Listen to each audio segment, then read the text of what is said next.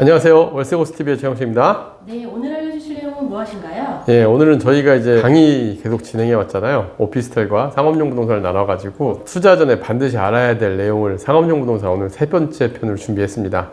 오늘 세 번째 편은 세금에 대한 얘기인데요.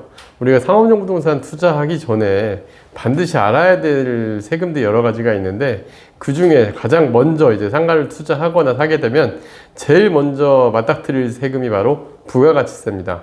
부가가치세는 통상 사업을 하시거나 하시는 분들 어느 정도 이해는 하지만 일반 투자자들은 좀 생소한 세금에 해당이 돼요. 그래서 잘 이해하기도 어려울 뿐더러 어떻게 세금이 발생하는지 이런 걸 잘 모르게 됩니다. 특히 이제 분양상가나 분양 오피스텔, 분양 지식사업센터 이런 걸 받으시는 분들 이제 많이 얘기를 들어보셨을 거예요. 부가가치세가 건물분의 10%가 붙게 되는데 그 10%는 환급받을 수 있다. 그래서 환급의 조건이나 이런 걸 따져보고 그냥 환급받는 세금으로 알지만 이게 왜 그렇게 되고 어떻게 운영이 되는지는 좀 이해할 필요가 있고 또 가장 많은 사고를 치는 게 또 이 부가가치세이기도 합니다. 이 부가가치세 금액이 작지가 않은 게 통상 건물분의 10%니까 일반적으로 보면은 건물 매매가의 한 50%가 건물분, 50%가 토지분이라 생각하면 한 전체 매입금의 5% 정도가 세금이 해당이 되는데 이거를 어떤 요건을 갖추지 못해서 환급을 못 받거나 하는 경우가 생기게 되는데 그럼 이 세금이 왜 환급이 되고 하는지 이제 알아볼게요. 통상 부가가치세는 우리가 어떤 물건을 제조를 한다거나 판매를 하게 되면 우리가 간단하게 생각해서 빵을 하나 사 먹더라도 부가가치세가 붙어 있습니다. 그러면 이게 사업을 하시는 분들, 빵을 파는 사람들은 내가 소비자로부터 부가세 받아가지고 나중에 세금 신고할 때 부가세를 내는데 나도 이 빵을 사기 위해서는 원재료를 또 공급받았을 거 아니에요. 원재료에도 부가세가 붙으니까 내가 이 공급받은 그리고 이 원재료의 부가세와 상계 처리를 하는 바로 그러한 방식입니다. 상가도 마찬가지예요. 상가를 내가 매수를 하면 부가가치세를 내가 일단은 지출을 하지만 또 반대로 내가 부가세 받는 경우도 생기죠. 언제냐? 임대료를 받을 때. 임대료 받을 때 우리가 임대료의 10%를 또 부가가치세를 받거든요.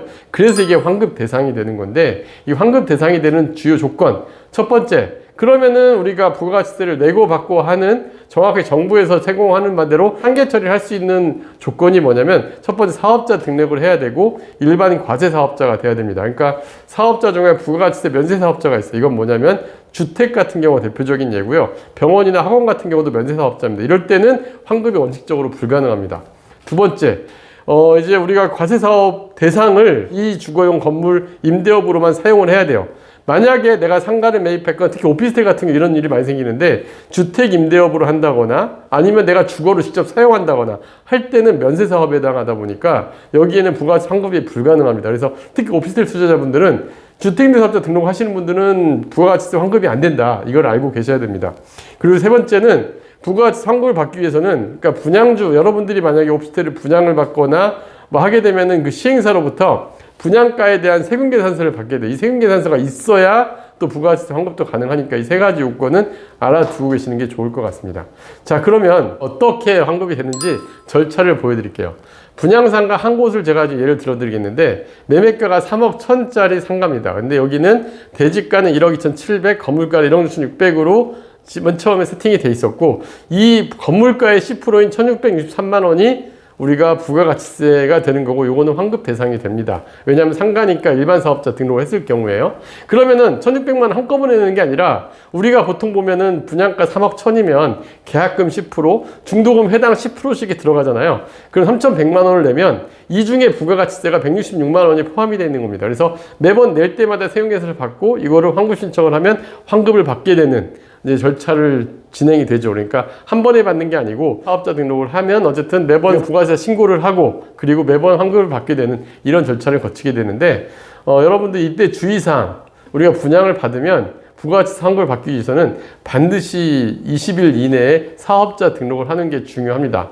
그리고 사업자 등록을 하고 매번 환급 신청을 해줘야 된다는 건데 통상 세무사를 써가지고 하시는 분들이 많다 보면은 크게 문제가 되진 않지만 이걸 누락시킬 경우에는 저 부가가치세를 환급을 아예 놓치는 경우가 있어요. 예를 들면은 회기가 넘어가 버리면은 이게 절대 환급 처리가 안 되거든요. 그래서 이런 것들 놓치지 않고 하는 게 되게 중요하니까 만약에 상가나 상업용 부동산을 분양을 받았다면은 부가가치세는 주의해서 우리가 알아봐야 되고 사업자 등록할 때부터 부가가치세 환급을 염두에 두고 우리가 처리를 해야 되는 게 되게 중요합니다.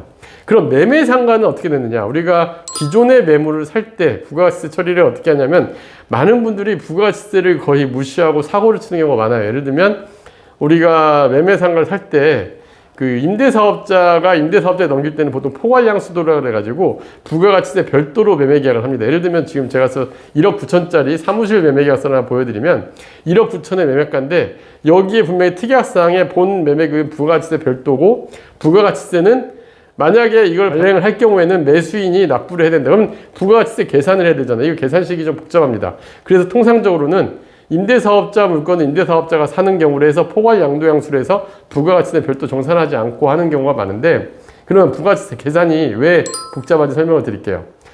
건물분과 토지분을 나눈다 그랬고 연식이 지나면 건물의 우리가 신축 단가에서 연가 연수가 지났기 때문에 부가가치세가 계산이 좀 복잡해지거든요. 계산식이 이렇게 됩니다.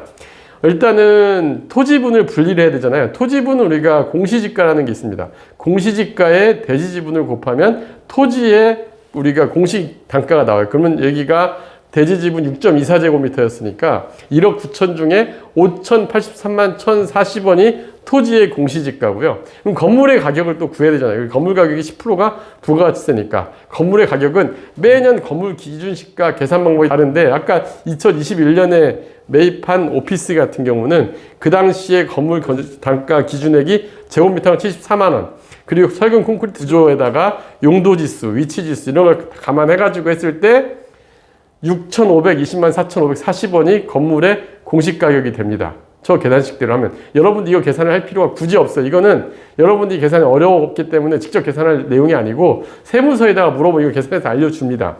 그러면 이 건물의 건물가격, 토지가격이 1억 1,600만 원으로 정해지죠. 그러면은 우리가 건물 매입가는 얼마였어요? 1억 9천이었잖아요.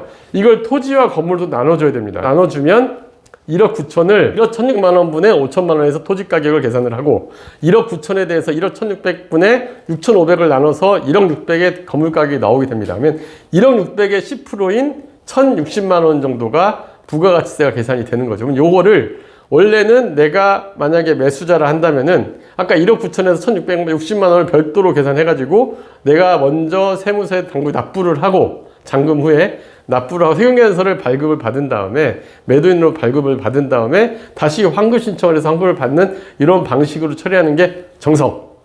근데 이게 복잡하니까 많은 부동산들에서는 90% 이상의 부동산을 어떻게 처리를 하느냐. 이걸 포괄 양수도로 해서 그냥 사업 자체를 넘기는 방식으로 하면 부가가치세 문제가 발생하지 않거든요. 그래서 여러분들이 상업용 부동산 투자할 때 포괄 양수도 계약이라는 걸 따로 작성을 하게 됩니다. 그래서 내용이 좀 복잡해요. 하지만 여러분들이 오늘 알아야 될 거, 부가가치세는 잊지 말고 계산을 꼭 해야 된다. 나중에 분쟁이 발생하지 않기 위해서는 세형 계산을 주고받던가 포괄 양수도 처리하든가 반드시 둘 중에 하나는 해결을 해야 된다는 걸 알고 계셔야 될 것 같고요. 또 신규 분양 상가를 사시는 분은 반드시 20일 이내에 사업자 등록을 하고 매번 우리가 납부할 때마다 세금계산서를 받고 부가가치세 환급 신청을 해야 된다는 거 놓치지 말아야 된다는 거. 요 두 가지 정도만 오늘 이해를 하신다 한다면 오늘 내용은 좀 이해하시기 어렵지 않을까 생각이 드는데 저렇게 복잡한 현식이 있다. 그리고 부가가치세는 잊지 말고 처리를 해야 된다는 거 알고 들어가시면 좋을 것 같습니다. 사실 이 내용이 되게 어려운 내용인데 상업용 부동산 투자하시는 분들은 반면에 반드시 알아야 될 내용이니까 오늘 꼭 잘 염두에 두시고 부가가치세 부분은 꼭 잊지 말고 처리를 해야 된다. 이 정도만이라도 이해하시면 좋을 것 같습니다. 감사합니다.